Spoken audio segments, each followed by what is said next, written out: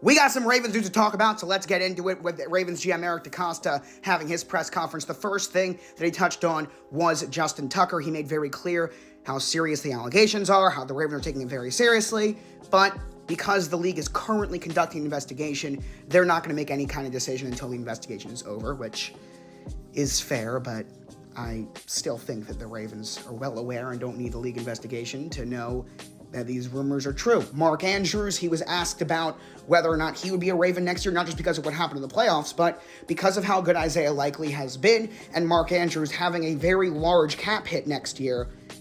Eric DeCosta said, one of the best pass catchers we've ever had. I'll go further and say that he is the best pass catcher we've ever had.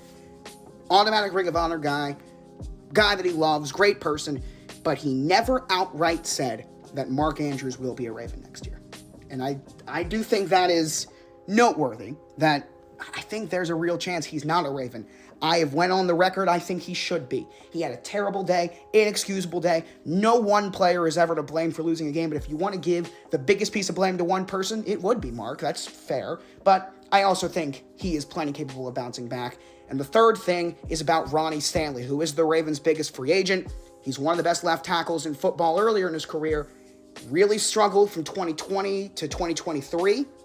Last year had some penalty problems, but I think overall was definitely his best year since pre-COVID. The question is, do you want to give a guy who has a pretty extensive injury history and is not old, but older, probably about $20 million a year? The Ravens gave a huge vote of confidence that the answer to that is going to be yes. John Harbaugh went as far as to say that he expects Ronnie to be back next year. That kind of, I've noticed, has divided the fan base in terms of what they want to do with Ronnie.